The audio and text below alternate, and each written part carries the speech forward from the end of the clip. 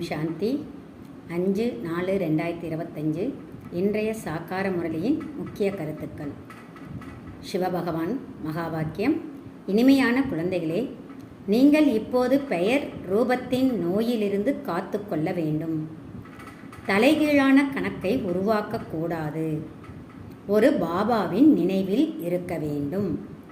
இன்றைய கேள்வி: பாக்கியசாலி குழந்தைகள் எந்த ஒரு முக்கியமான முயற்சியின் மூலம் தங்களுடைய பாக்கியத்தை உருவாக்கி விடுகிறார்கள்?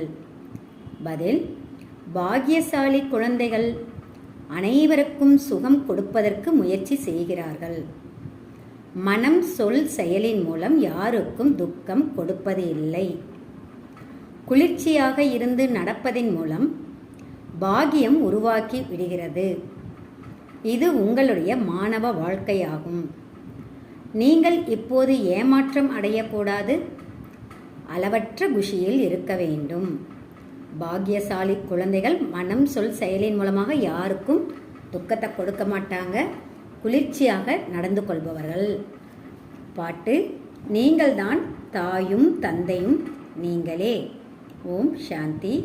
குழந்தைகள் அனைவரும் முரளி கேட்கிறார்கள். எங்கெல்லாம் முரளி செல்கின்றதோ, யாருடைய மகிமை பாடப்படுகிறதோ, அவர் ஒன்றும் சாக்காரத்தில் இல்லை. நிராகாரமானவரின் மகிமை என்பதை அனைவரும் தெரிந்துள்ளார்கள். நிராகாரமானவர் சாக்காரத்தின் மூலம் இப்போது நேரடியாக முரளியை சொல்லிக்கொண்டு இருக்கின்றார். இப்போது ஆத்மாக்களாகிய நாம் அவரை பார்த்து கொண்டிருக்கிறோம் என்றும் சொல்லலாம். அதாவது சிவபாபா இப்போ சாக்காரத்தின் மூலமாக, நிராகாரமானவர் சாக்காரத்தின் மூலமாக முரளியை சொல்கிறாங்க. நாம் அவரை பார்த்து கொண்டிருக்கின்றோம் ஆத்மா என்கின்ற 3வது கண்ணின் மூலமாக. ஆத்மா மிகவும் சூட்சுமமானது. இந்த கண்களின் மூலம் பார்ப்பதற்கு தெரியாது. ஆத்மாக்களாகிய நாம் சூட்சுமமானவர்கள் என்பதை பக்தி மார்க்கத்திலும் தெரிந்துள்ளார்கள். ஆனால் ஆத்மா என்பது என்ன என்று முழுமையான ரகசியம் புத்தியில் இல்லை. பரமாத்மாவை நினைவு செய்கிறார்கள். ஆனால் அவர் என்ன பொருளாக, அதாவது எந்த உருவத்தில் இருக்கிறார் என்பதை உலகம் தெரிந்திருக்கவில்லை. நீங்களும் தெரிந்திருக்கவில்லை. அதனால் இப்போ பரமாத்மா சிவன் தானே நேரடியாக வந்து தன்னுடைய உருவத்தை, தன்னுடைய இடத்தை, நம்மை பற்றிய விளக்கங்களை கொடுக்கின்றார் இந்த ஞானத்தின் மூலமாக. இப்போது பாபா கூறுகின்றார், நான் இவருக்குள் பிரவேசித்திருக்கின்றேன். நான் தான் இவருக்குள் இருக்கின்றேன். முன்னால் மிகவும் அன்போடு மகிமை பாடினீர்கள். பக்தியில் ரொம்ப அன்போடு மகிமை பாடினீங்க. அந்த இறைவனாகிய நான் பிரம்மா என்கின்ற சரீரத்தில் இருக்கின்றேன் அப்படின்னு சொல்கிறாங்க. பயமும் கொண்டிருந்தீர்கள். பக்தியில் பயம் கூட இருந்தது உங்களுக்குள்ள. இப்போது அவர் இந்த சரீரத்திற்குள் வந்திருக்கின்றார். யார் நிராகாரமானவராக இருந்தாரோ அவர் இப்போது சாக்காரத்தில், அதாவது பௌதீக உடலில் வந்துவிட்டார். அவர் வந்து குழந்தைகளுக்கு கற்றுக் கொடுக்கின்றார். நீங்கள் தாயும் தந்தையும் என்று பாடினீர்கள். ஆனால் அவரிடமிருந்து என்ன மற்றும் எப்போது கிடைக்கின்றது என்பது எதையும் தெரிந்திருக்கவில்லை. தாயும் நீயே தந்தையும் நீயே பக்தியில் பாடினீங்க. ஆனால் அவர் எப்போ வருவார், அவர்கிட்ட நமக்கு என்ன கிடைக்கும், அதெல்லாம் தெரியாமல் நம்ம இருந்தோம். கீதையை கேட்டாங்க. அப்படின்னாலே கிருஷ்ணரின் மூலம் ராஜயோகம் கற்றோம்னு புரிந்து கொள்கிறார்கள். பிறகு அவர் எப்போது வந்து கற்றுக் கொடுப்பார், அதுவும் கவனத்தில் வந்திருக்கும். இந்த சமயம் அதே மகாபாரத சண்டையாகும். எனவே கண்டிப்பாக கிருஷ்ணனுடைய சமயமாக இருக்கும். கண்டிப்பாக அதே வரலாறு புவியல் திரும்பவும் நடக்க வேண்டும். நாளுக்கு நாள் புரிந்து கொள்வார்கள். கண்டிப்பாக கீதையின் பகவான் இருக்க வேண்டும். சரியாக மகாபாரத சண்டை பார்ப்பதற்கு தெரிகிறது. கண்டிப்பாக இந்த உலகத்தின் முடிவு ஏற்படும். பாண்டவர்கள் மலை மீது சென்று விட்டார்கள் என்று காட்டுகிறார்கள். எனவே அவர்களுடைய புத்தியில் விநாசம் முன்னால் நிற்கின்றது என்பது வந்திருக்கும். மனிதர்கள் அந்த மகாபாரத சண்டையை பார்த்து அதில் கடைசி முடிவாக பாண்டவர்கள் மலை மேலே போயிட்டாங்கன்னு சொல்கிறாங்கல்ல. அப்போ இந்த உலகத்தினுடைய விநாசமும் இருக்குதுங்கிறதும் அவங்களுடைய புத்தியில் இருக்குது. இப்போது கிருஷ்ணர் எங்கே? கீதையின் பகவான் கிருஷ்ணர் அல்ல, சிவன் என்று உங்களின் மூலம் கேட்டதிலிருந்து தேடிக்கொண்டே இருக்கிறார்கள். உங்களுடைய புத்தியில் இந்த விஷயம் உறுதியாக இருக்கின்றது. கீதையின் பகவான் சிவத்தந்தை என்பது நம்மக்கிட்ட உறுதியாக இருக்குதுன்னு பாபா சொல்கிறாங்க. இதை நீங்கள் ஒருபொழுதும் மறக்க முடியாது. கீதையின் பகவான் கிருஷ்ணர் இல்லை, சிவன் என்ற விஷயத்தை நீங்கள் யாருக்கு வேண்டுமென்றாலும் புரிய வைக்கலாம். உலகத்தில் குழந்தைகளாகிய உங்களைத் தவிர வேறு யாரும் சொல்ல மாட்டார்கள். கீதையின் பகவான் ராஜயோகம் கற்றுக் கொடுத்தார் என்றால் இதன் மூலம் நரனிலிருந்து நாராயணராக மாற்றுகின்றார் என்பது நிரூபணம் ஆகின்றது. உலகத்தில் கீதையின் பகவான் சிவன் என்றும் அந்த சிவன் தான் ராஜயோகம் கற்றுக் கொடுக்கின்றார் என்றும் அவர் கற்றுக் கொடுக்கக்கூடிய இந்த கல்வியின் மூலமாக நம்ம நரனிலிருந்து மனிதனிலிருந்து நாராயணராக மாற முடியும் அப்படிங்கிறதையும் நீங்கள் நிரூபித்து சொல்ல முடியும் யார் ஒருவருக்கும் அப்படின்னு சிவபாபா சொல்கிறாங்க. இந்த லக்ஷ்மி நாராயணனுடைய ராஜ்யம் எப்போ இருந்தது? சொர்க்கத்தில் இருந்ததுங்கிறார். இப்போ அந்த சொர்க்கமும் கிடையாது, நாராயணரும் இல்லை, தேவதைகளும் இல்லை, ஆனால் சித்திரம் மட்டும் இருக்குதுங்கிறார். ஏன்னா அவங்கெல்லாம் இங்கே இருந்துட்டு போயிருக்காங்க. அது எப்போ இருந்தாங்க, எத்தனை ஆண்டுகள் அவங்க இருந்துட்டு எப்போ போனாங்க, அது எல்லாத்தையும் இப்போ பாபா உங்களுக்கு சொல்கிறாங்க. உங்களுக்கு உறுதியாக தெரியும், இன்றிலிருந்து 5000 ஆண்டுகளுக்கு முன்னால் இவர்களுடைய ராஜ்யம் இருந்தது. இன்றிலிருந்து 5000 ஆண்டுகளுக்கு முன்னால் லக்ஷ்மி நாராயணனுடைய ராஜ்யம் ஆக சொர்க்கம் இருந்தது. இதெல்லாம் பாபா இப்போ நமக்கு புரிய வச்சிருக்காங்க அப்படிங்கிறார். முக்கியமான விஷயம், கீதையின் பகவான் சிவனா அல்லது கிருஷ்ணரா? நிறைய வித்தியாசம் இருக்கிறது அல்லவா? சத்கதியை வழங்கும் அல்லல், சொர்க்கத்தை ஸ்தாபனை செய்யக்கூடியவர் அல்லது ஆதி சனாதன தேவி தேவதா தர்மத்தை மீண்டும் ஸ்தாபனை செய்யக்கூடியவர் சிவனா அல்லது கிருஷ்ணரா? 3 விஷயங்களின் முடிவே முக்கியமானது. உலகத்திற்கே சத்கதியை கொடுக்கக்கூடிய வள்ளல் யாரு? சொர்க்கத்தை ஸ்தாபனை செய்யக்கூடியவர் யார்? அந்த சொர்க்கத்திலிருந்து ஆதி சனாதன தேவி தேவதா தர்மத்தை மீண்டும் யார் ஸ்தாபிக்கக்கூடியவர்? இந்த 3 விஷயங்களை வச்சு நீங்கள் சிவபகவானை வெளிப்படுத்தலாம். இதில் தான் பாபா அதிக அழுத்தம் கொடுக்கின்றார். இது மிகவும் நன்றாக இருக்கின்றது என்று தங்களுடைய கருத்தை எழுதி கொடுக்கின்றார்கள். ஆனால் இதன் மூலம் எந்த பலனும் இல்லை. உங்களுடைய முக்கியமான விஷயம் என்னவோ அதில் அழுத்தம் கொடுக்க வேண்டும். உங்களுடைய வெற்றியும் இதில் தான் இருக்கின்றது. பகவான் ஒருவர்தான் என்பதை நீங்கள் நிரூபித்து சொல்கின்றீர்கள். கீதையை சொல்பவர்களும் பகவான் ஆகிவிட்டார்கள் என்பது கிடையாது. சிவபகவான் தான் கீதையை சொல்கிறாங்க. ஆனால் அவர் சொல்கிறத கேட்டு சொல்கிறவங்க எல்லாருமே பகவான் ஆகிவிட முடியாது அப்படிங்கிறத நீங்கள் சொல்ல முடியும். பகவான் இந்த ராஜயோகம் மற்றும் ஞானத்தின் மூலமாக எதை ஸ்தாபனை பண்ணுறாருன்னா தேவி தேவதா தர்மத்தை ஸ்தாபனை செய்கிறாங்க. மேலும் பாபா புரிய வைக்கிறாங்க, இப்போ குழந்தைகளாகிய உங்களோடு மாயாவின் சண்டை நடந்து கொண்டே இருக்கின்றது. அந்த சண்டை எப்போ நடைபெறும்? கடைசி வரையிலும் நடைபெறுமா? இப்போது வரை கர்மாதித்த நிலையை யாரும் அடையவில்லை. முயற்சி செய்து செய்து கடைசியில் நீங்கள் ஒரு பாபாவின் நினைவில் எப்போதும் மகிழ்ச்சியோடு இருப்பீர்கள். எந்த பாடி போகும், அதாவது தளர்வடையக்கூடிய நிலையும் வராது. இப்போது தலையில் பாவங்களின் சுமை அதிகமாக இருக்கின்றது. அது நினைவின் மூலம்தான் இறங்கும். பாபா முயற்சியின் யுக்திகளை கூறியுள்ளார். நினைவின் மூலம்தான் பாவம் அழிகின்றது. நிறைய முட்டாள்கள் இருக்கிறார்கள். அவர்கள் பாபா நினைவில் இல்லாத காரணத்தினால் பெயர், ரூபம் ஆகியவற்றில் மாட்டிக்கொள்கின்றார்கள்.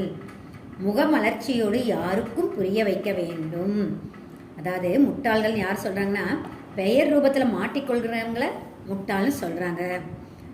மேலும் பாபா சொல்கிறாங்க, மாயா அடிக்கின்றது. ஆகையினால் முயற்சி செய்து பாபாவை நினைவு செய்ய வேண்டும். நினைவில் தான் மாயா என்ன பண்ணுதா, நிறைய நமக்கு கேப் ஏற்படுத்துது.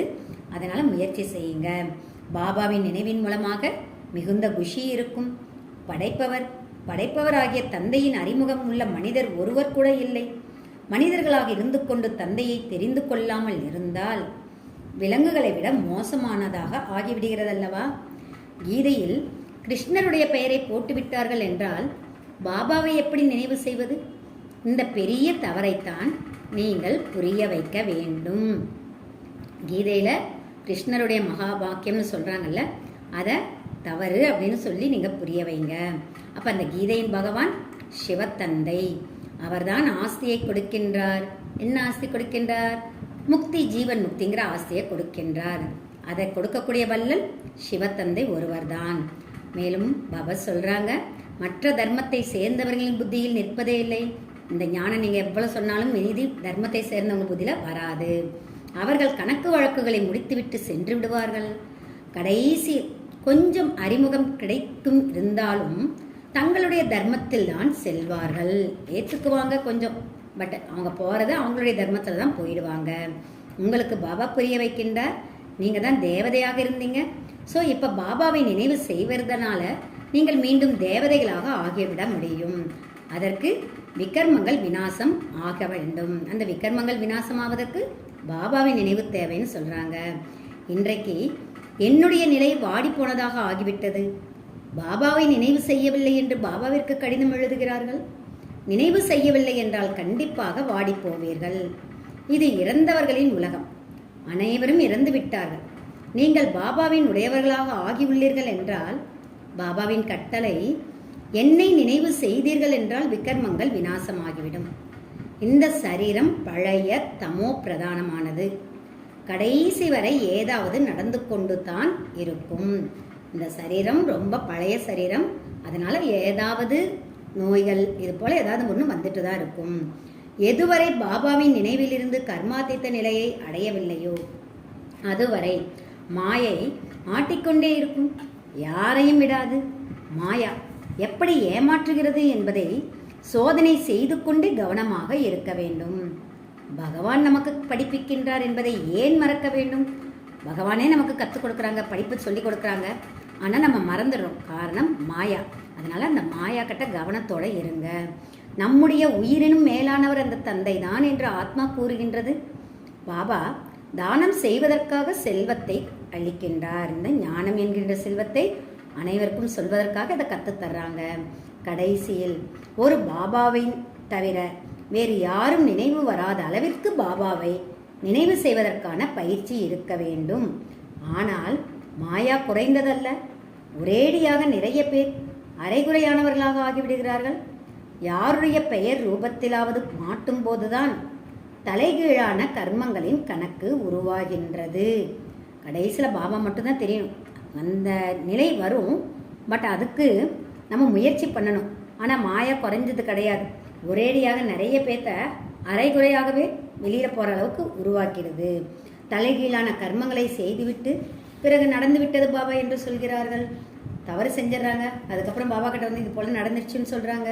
இதுக்கெல்லாம் காரணம் பிறவிகளாக பெயர் ரூபத்தில் மாட்டி வந்துள்ளீர்கள் அல்லவா?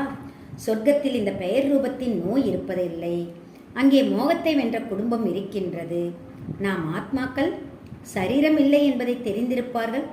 அது ஆத்ம அபிமானிகளின் உலகமாகும், இது தேக அபிமானிகளின் உலகமாகும். பிறகு நீங்கள் அரைக்கல்பம் ஆத்ம அபிமானிகளாக ஆகிவிடுகின்றீர்கள்.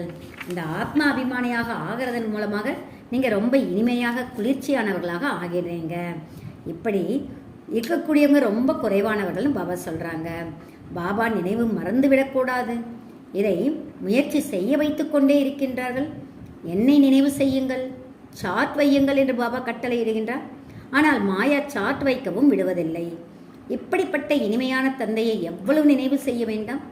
இவர் பதிகளுக்கெல்லாம் பதியாக, தந்தைகளுக்கெல்லாம் தந்தை அல்லவா? பாபாவை நினைவு செய்து பிறகு மற்றவர்களையும் கூட தங்களுக்கு சமமாக மாற்ற முயற்சி செய்ய வேண்டும். இதில் மிக நல்ல ஆர்வம் வைக்க வேண்டும். பாக்கியசாலி குழந்தைகள் அனைவருக்கும் சுகம் கொடுப்பதற்கு முயற்சி செய்கின்றார்கள். மனம், சொல், செயலின் மூலம் யாருக்கும் துக்கம் கொடுப்பதில்லை. குளிர்ந்தவர்களாகி நடக்கின்றார்கள் என்றால் பாக்கியம் உருவாகி கொண்டே செல்கின்றது. ஒருவேளை யாராவது புரிந்து கொள்ளவில்லை என்றால் இவருடைய பாக்கியத்தில் இல்லை என்று புரிந்து கொள்ளப்படுகின்றது. யாருடைய பாக்கியத்தில் இருக்கின்றதோ அவர்கள் நல்ல விதத்தில் கேட்கின்றார்கள்.